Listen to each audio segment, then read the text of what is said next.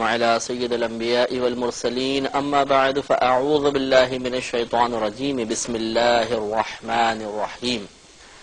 الفرقان پروگرام کے سلسلے میں اور عقائد کے سلسلے میں توحید و شرک کے بارے میں بیان چل رہا تھا، اور ہم شرک کی دوسری قسم کے بارے میں تفصیلی کلام پچھلے پروگرام میں کر رہے تھے کہ شرک کی دو قسمیں ہم نے بنائی تھیں، ایک شرک فی الذات اور ایک شرک فی الصفات۔ شرک فی الصفات کا مطلب یہ ہوتا ہے کہ اللہ تبارک و تعالیٰ کی کوئی بھی صفت جن چار خوبیوں سے متصف ہوتی ہے ان میں سے کوئی خوبی مخلوق کی کسی صفت میں تسلیم کر لینا، یہ شرک فی الصفات میں داخل ہوگا۔ تو ہم نے آپ کو تفصیلی طور پہ بتایا تھا کہ اللہ تبارک و تعالیٰ کی ہر صفت چار خوبیوں سے ضرور متصف ہوگی۔ نمبر ایک، وہ ذاتی ہوں گی، یعنی کسی کی عطا کردہ نہیں ہے۔ نمبر دو، وہ قدیم ہیں، یعنی ہمیشہ سے ہیں، ایسا نہیں ہے کہ پہلے اللہ کی صفات نہیں تھیں بعد میں وہ پیدا ہوئیں۔ نمبر تین، لامحدود ہیں، یعنی ان کی کوئی حد نہیں ہے۔ اور نمبر چار، وہ غیر فانی ہیں، ان پر کبھی فنا طاری نہیں ہو سکتا۔ تو اگر ہم یہ چار صفات میں سے کوئی ایک صفت کسی کے لیے تسلیم کر لیں تو شرک کا ارتکاب یعنی شرک فی صفات کا ارتکاب ہو جائے گا۔ مثال کے طور پہ ہم کسی بھی مخلوق کی کسی صفت کے بارے میں یہ کہیں کہ یہ اللہ کی عطا کردہ نہیں ہے بلکہ خود بخود اس کو حاصل ہے، اس کی یہ صفت ذاتی ہے، تو یہ شرک ہو جائے گا۔ مثال کے طور میں ہم کسی شخص کے علم کے بارے میں کہتے ہیں کہ اسے اللہ نے یہ علم نہیں دیا، یہ خود بخود اس کے پاس یہ علم ہے ذاتی طور پر، تو یہ شرک فی صفات میں شامل ہوگا، کیونکہ علم ایک صفت ہے، جیسے کہ اللہ کا علم بھی ایک صفت ہے، اور اللہ تعالیٰ کا علم ذاتی ہو سکتا ہے، باقی تمام مخلوق کا علم عطائی ہوگا، لیکن ہم نے اس کو ذاتی مان لیا تو یہ شرک فی صفات میں داخل ہوگا۔ دوسرا، جس طرح اللہ تبارک و تعالیٰ کی صفات قدیم ہیں، اگر کسی مخلوق کی صفت کو قدیم مان لیا تو یہ بھی اس کا وہی مفہوم نکل آئے گا کہ گویا کہ ہم نے اس مخلوق کی اس صفت کو ذاتی تسلیم کر لیا، کیونکہ جو قدیم ہوتی ہے وہ عطا کردہ نہیں ہوتی ہے، کیونکہ وہ تو ہمیشہ سے ہے۔ تو لہذا اگر کسی مخلوق کی صفت کو حادث نہ مانا جائے بلکہ قدیم مانا جائے تو یہ بھی غلط ہوگا۔ مثال کے طور پہ ہم کسی شخص کے علم کے بارے میں کہتے ہیں کہ یہ علم اس کو ہمیشہ سے ہے، ایسا نہیں کہ پہلے نہیں تھا بعد میں اس کو ملا، ہمیشہ سے اس کے پاس یہ علم ہے، تو یہ شرک فی صفات کے زمرے میں آئے گا۔ تیسرا، کسی مخلوق کی صفت کو لامحدود تسلیم کر لیا جائے کہ اس کی کوئی حد نہیں ہے، تو یہ بھی شرک فی صفات میں آتا ہے۔ مثال کے طور پہ کسی کے علم کے بارے میں کہا جائے کہ اس کی کوئی حد ہو ہی نہیں سکتی ہے، تو یہ اللہ تعالیٰ کے علم کی کوئی حد نہیں ہو سکتی ہے، باقی مخلوق کے چاہے کوئی بھی مخلوق میں سے ہو اس کے علم کی کوئی نہ کوئی حد ضرور ہوگی، تو یہ غلط ہوگا۔ ہاں، یہ ہو سکتا ہے، اس پہ ذرا توجہ رکھیے گا کہ کسی مخلوق کا علم مثال کے طور پہ لے لیں، وہ اتنا کثیر ہو کہ ہم اس کی حد تک نہ پہنچ سکتے ہوں، تو اپنے اعتبار سے اگر ہم کہیں کہ بھائی ان کے علم کی تو کوئی انتہائی نہیں ہے، یعنی ہم اس انتہا تک نہیں پہنچ سکتے، لیکن اگر اللہ تعالیٰ کے علم کے مقابلے میں دیکھا جائے یا اللہ تعالیٰ کی صفت کے مقابلے میں دیکھا جائے تو مخلوق کی صفت کی کوئی نہ کوئی حد ضرور مانی جائے تو پھر یہ شرک نہیں ہوگا۔ ہم ایک مثال لیتے ہیں کہ نبی کریم صلی اللہ علیہ وسلم کا علم مبارکہ کتنا ہے یہ آپ اور میں اس کی حد نہیں جانتے۔ علماء کرام نے ایک مثال کے ذریعے صرف سمجھانے کے لیے مثال قائم فرمائی کہ نبی کریم صلی اللہ علیہ وسلم کے علم مبارکہ کی وسعت دوسری مخلوق کے علوم کے مقابلے میں بالکل ایسے ہے کہ جیسے ایک بہت بڑا سمندر ہو اور اس میں ایک چڑیا پانی پینے کے لیے اپنی چونچ ڈالے، اور جب وہ اپنی چونچ اٹھائے تو اس کی چونچ سے ایک قطرہ گرے، تو وہ علماء فرماتے ہیں کہ یہ جو چونچ سے قطرہ گر رہا ہے یہ سمجھنے تمام مخلوقات کا علم ہے، اور وہ سمندر ہمارے نبی کریم صلی اللہ علیہ وسلم کا علم ہے۔ تو آپ اندازہ فرمائیں کہ کیا وسعت ہے علم مصطفیٰ صلی اللہ علیہ وسلم کی، لیکن یہ ہمارے اعتبار سے ہے کہ ہم جب اس وسعت پر نگاہ ڈالنے کی کوشش کرتے ہیں تو اس کی آخری حد نظر نہیں آتی، تو ہم کہیں گے کہ ہمارے نبی کریم صلی اللہ علیہ وسلم کا علم کی تو بھائی کوئی انتہائی نہیں ہے، لیکن جب اللہ تبارک و تعالیٰ کے علوم کے مقابلے میں نبی کریم صلی اللہ علیہ وسلم کے علم مبارکہ کو بیان کیا جائے گا تو ضرور یہ کہا جائے گا کہ اللہ کے علم کی کوئی انتہا نہیں اور نبی کریم صلی اللہ علیہ وسلم کے علم کی کوئی نہ کوئی انتہا ہے، لیکن وہ کیا انتہا ہے ہم جیسے ناقص لوگ اس انتہا تک نہیں پہنچ پاتے۔ تو امید ہے کہ یہ فرق آپ کو اچھی طرح سمجھ میں آ گیا ہوگا۔ چوتھی اللہ کی صفت کی خوبی ہے کہ وہ غیر فانی ہے، لہذا اگر کسی نے مخلوق کی کسی صفت کے بارے میں یہ تصور قائم کر لیا کہ اس پہ فنا قائم نہیں ہو سکتی تو یہ بھی شرک فی صفات کے زمرے میں آئے گا۔ یہاں بھی ایک ضروری وضاحت بہت ضروری ہے۔ دیکھیے اللہ تعالیٰ نے اپنے حبیب کریم صلی اللہ علیہ وسلم کے لیے خود قرآن عظیم میں واضح طور پر فرمایا وَلَلْآخِرَةُ خَيْرٌ لَكَ مِنَ الْأُولَى، اے حبیب کریم صلی اللہ علیہ وسلم ہر آنے والی گھڑی آپ کے لیے پچھلی گھڑی سے افضل ہے۔ اسی کئی تفسیریں بیان کی گئی ہیں، بعضوں نے کہا کہ مراد یہ ہے کہ آخرت آپ کے لیے دنیا سے بھی بہتر ہے، اور بعض نے یہ تفسیر کی ہے کہ ہر آنے والا وقت فضائل و کمالات میں ترقی کے اعتبار سے نبی کریم صلی اللہ علیہ وسلم کے لیے پہلے وقت سے بہتر ہے، یعنی نبی کریم کے ہر لمحے فضائل اور درجات اور کمالات میں اضافہ ہی ہوتا چلا جاتا ہے۔ تو معلوم یہ ہوا کہ جو صفات اللہ تعالیٰ نے اپنے حبیب کریم صلی اللہ علیہ وسلم کو عطا فرمائیں ان پہ فنا طاری کوئی ہو رہی ہے، ان میں تو ترقی ہوتی چلی جا رہی ہے۔ تو پھر اس کا مطلب یہ ہوا کہ نبی کریم صلی اللہ علیہ وسلم کی صفات پر فنا تو طاری نہیں ہو رہا، تو پھر یہ کیا شرک فی صفات میں آئے گا یا نہیں آئے گا؟ اور یہ نظریہ رکھنا درست ہے یا نہیں ہے؟ مسئلہ دیکھیں یہ ہے کہ ہم یہ کہتے ہیں مخلوق کی صفات فانی ہیں، یعنی ان پر فنا واقع ہو سکتی ہے، یہ مراد ہے۔ فانی دو طرح کی چیزیں ہیں، مثال کے طور پر ایک جو فنا ہو گئی، ایک فانی اس چیز کو بھی کہتے ہیں کہ اس پہ فنا واقع ہو سکتی ہے اگرچہ واقع نہیں ہو رہی، جیسے نبی کریم صلی اللہ علیہ وسلم کی صفات کے ان پر فنا واقع نہیں ہوگی لیکن ہو تو سکتی ہے، ممکن ہے، لیکن ضروری نہیں ہے کہ ہر ممکن وقوع پذیر بھی ہو جائے۔ یہ بحث ہماری پہلے گزر چکی ہے کہ یہ ممکن ہے کہ آپ راستے میں چلتے ہوئے ایک پتھر اٹھا کے کسی شخص کے سر میں مار دیں بغیر کسی وجہ کے، ممکن تو ہے، لیکن کیا یہ ممکن واقع بھی ہوگا؟ ایسا نہیں ہوگا۔ آپ کا دماغ تو نہیں خراب ہے نا کہ آپ کسی شخص سے راہ چلتے ہوئے آدمی کو بغیر کسی وجہ کے پتھر اٹھا کے مار دیں گے۔ تو بعض ممکنات ایسے ہوتے ہیں کہ جو ممکن الوقوع تو ہوتے ہیں، یعنی ان کا وقوع ہو سکتا ہے لیکن ہوتا نہیں ہے۔ ہو سکنے میں اور ہو جانے میں فرق ہے۔ تو نبی کریم صلی اللہ علیہ وسلم کی جتنی صفات ہیں ان پر اگر ہم فنا کو دیکھیں تو طاری ہو تو سکتا ہے، لیکن کیا فنا طاری ہوا یا ہوگا؟ ہوگا نہیں، کیونکہ اللہ کا وعدہ ہے کہ نبی کریم صلی اللہ علیہ وسلم کی صفات میں، آپ کے کمالات میں، فضائل میں تو اضافہ ہوتا چلا جائے گا۔ ہاں بات وہی ہے کہ جب ہم اللہ تعالیٰ کی صفت کے مقابلے میں دیکھ رہے ہیں تو ہم یہ کہیں گے کہ اللہ تعالیٰ کی صفات پر کبھی فنا واقع ہو ہی نہیں سکتا، نہ فنا ہوں گی اللہ کی صفات، نہ ان پہ فنا واقع ہو سکتا ہے، لیکن نبی کریم صلی اللہ علیہ وسلم کی صفات پر فنا واقع ہو سکتا ہے اگرچہ واقع ہوگا نہیں۔ تو فرق ہو گیا۔ تو اگر یہ چار فرق ملحوظ رکھے جائیں کہ ہم اللہ کی صفات کو ذاتی مانیں، مخلوق کی صفات کو عطائی، اللہ کی صفات کو قدیم، مخلوق کی صفات کو حادث یا غیر قدیم، اللہ تبارک و تعالیٰ کی صفات کو لامحدود، مخلوق کی صفات کو محدود،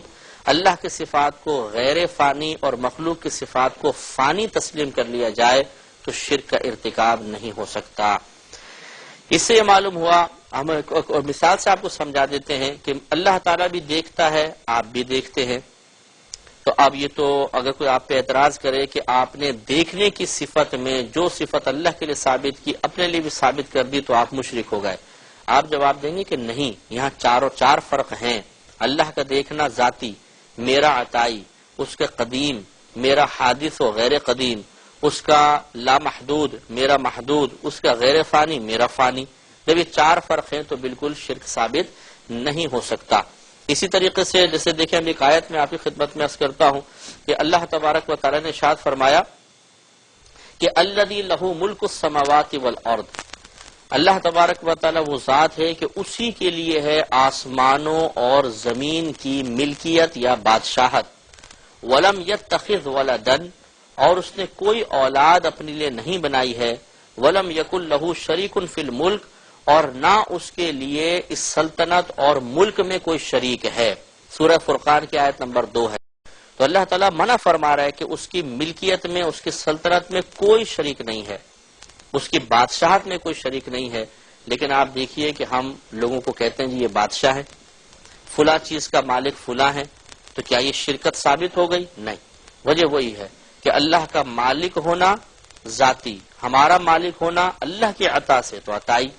اس کا قدیم ہمارا غیر قدیم، اس کا غیر فانی ہمارا فانی، اس کا لامحدود ہماری ملکیت کی اور سلطنت کی ایک حد ہوتی ہے، لہذا شرک ثابت نہیں ہوگا۔ یہ 4 فرق ضرور ملحوظ رکھے جائے۔ بہت سارے معاملات میں انشاءاللہ ان پر کلام ہوگا، جیسے کہ ہمارا نیکسٹ جو میرا ارادہ ہے نبی کریم صلی اللہ علیہ وسلم کے علوم غیبیہ کے بارے میں انشاءاللہ ہم کلام کریں گے، اور اسی جہت سے کہ کیا اگر نبی کے لیے، انبیاء علیہ السلام کے لیے، صحابہ کرام کے لیے، اولیاء عظام کے لیے اگر غیب ثابت کر دیا جائے کہ انہیں علوم غیبیہ حاصل ہوتے ہیں تو شرک کا ارتکاب تو نہیں ہو جائے گا۔ تفصیلی کلام اپنے مقام پر آئے گا، لیکن اگر آپ اس موجودہ ہمارے ٹاپک کے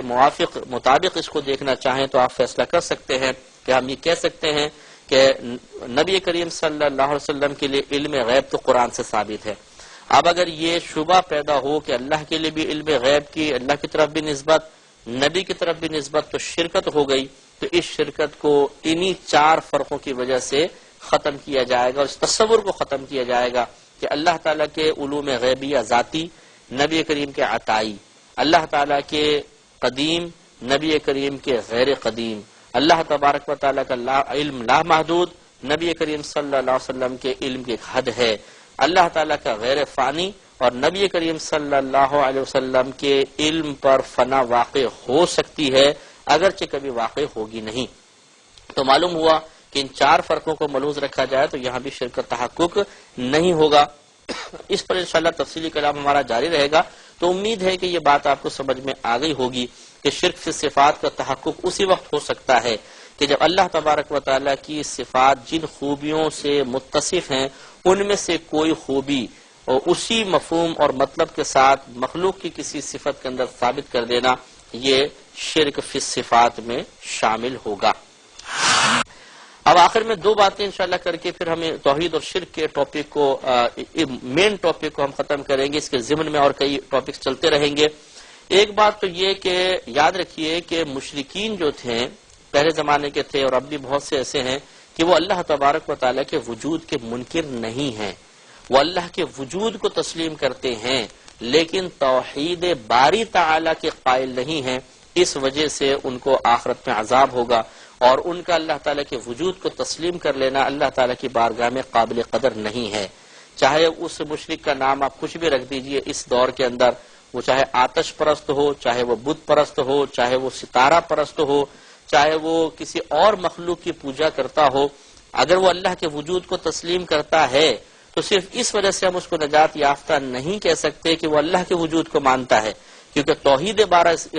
باری تعالیٰ اس بات کا تقاضا کرتی ہے کہ جب تم اللہ کے وجود کو مان لیتے ہو، اسے اپنا رب تسلیم کر لیتے ہو، تو پھر جو وہ بات کہہ رہا ہے، جو عقیدہ اور نظریہ اپنے حبیب کریم صلی اللہ علیہ وسلم کے ذریعے تم تک پہنچا رہا ہے، اس عقیدے کو بھی اختیار کرو۔ اور وہ عقیدہ یہ ہے کہ اللہ تعالیٰ کے ساتھ کوئی شریک نہیں ہو سکتا، نہ ذات میں نہ صفات میں۔ اس پر چند میں آیات عرض کر دیتا ہوں کہ مشرکین جو تھے سرکار کے زمانے کے بھی، وہ اللہ کے وجود کے منکر نہیں تھے، وہ توحید باری تعالیٰ کے منکر تھے، اس وجہ سے ان پر آخرت میں عذاب ہوگا اور وہ رانہ درگاہ ہوئے۔ چنانچہ سورہ عنکبوت آیت نمبر 61 میں اللہ تعالیٰ نے فرمایا وَلَئِن سَأَلْتَهُمْ مَنْ خَلَقَ السَّمَاوَاتِ وَالْأَرْضَ وَسَخَّرَ الشَّمْسَ وَالْقَمَرَ،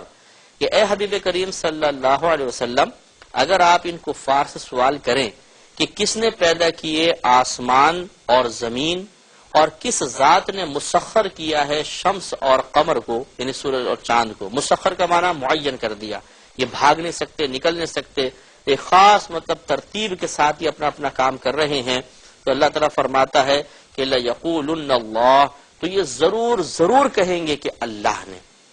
یعنی وہ مانتے تھے کہ اللہ تبارک و تعالیٰ نے ہی انہیں مسخر کیا ہے، اور اللہ تعالیٰ ہی زمینوں اور آسمانوں اور زمین کا خالق ہے۔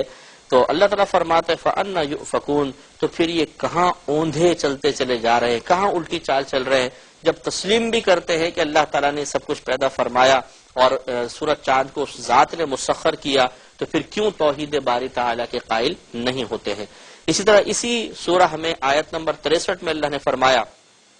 کہ وَلَئِن سَأَلْتَهُمْ، اے حبیب کریم صلی اللہ علیہ وسلم ضرور یہ بات ہے کہ اگر آپ ان سے سوال کریں کہ من نزل من السماء ماء، کہ کس ذات نے آسمان سے پانی کو نازل کیا، فَأَحْيَا بِهِ الْأَرْضَ، پھر اس کے ذریعے زمین کو زندہ کیا، من بعد موتها، اس زمین کے مردہ ہو جانے کے بعد، لَيَقُولُنَّ اللَّهُ، تو یہ ضرور کہیں گے کہ اللہ تبارک و تعالیٰ نے۔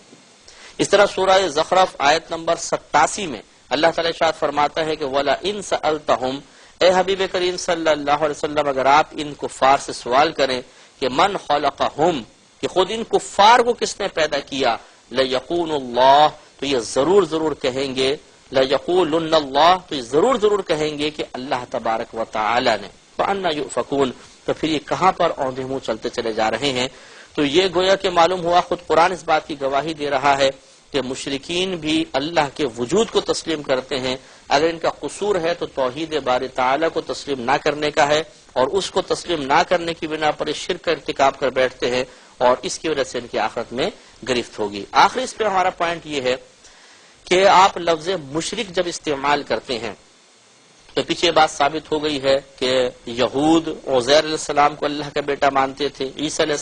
اور جو عیسائی حضرات ہیں وہ عیسیٰ علیہ السلام کو اللہ کا بیٹا تصور کرتے تھے، تو یہ شرک فی ذات کے مرتکب ہوئے، تو لہٰذا اس اعتبار سے ان کو مشرک کہا جانا چاہیے تھا۔ لیکن اللہ تبارک و تعالیٰ نے قرآن عظیم میں اہل کتاب کا تذکرہ علیحدہ کیا اور لفظ مشرک کا اور مشرکین کا تذکرہ علیحدہ کیا، جس سے فقہا اس بات پر مجبور ہوئے کہ لفظ مشرک کے دو معانی اختیار کیے جائیں، ایک لغوی معنی اور ایک شرعی معنی۔ اہل کتاب کے لیے ایک تو لفظ مشرک کا لغوی معنی ہے کہ شرک کرنے والا، اس لغوی معنی کے اعتبار سے سب کے سب چاہے کفار ہوں چاہے اہل کتاب ہوں وہ مشرک ہو سکتے ہیں، لیکن جب ہم شرعی معنی کے اعتبار سے دیکھتے ہیں کہ مشرک کا لفظ، تو پھر اہل کتاب پر مشرک کا اطلاق نہیں ہوتا، بلکہ غیر مطلب جو اہل کتاب ہے ان پہ لفظ مشرک کا اطلاق ہوتا ہے۔ لیکن اس مسئلے کو ہم بیان کریں گے اگلے پروگرام میں۔ وآخر دعوانا ان الحمد للہ رب العالمین۔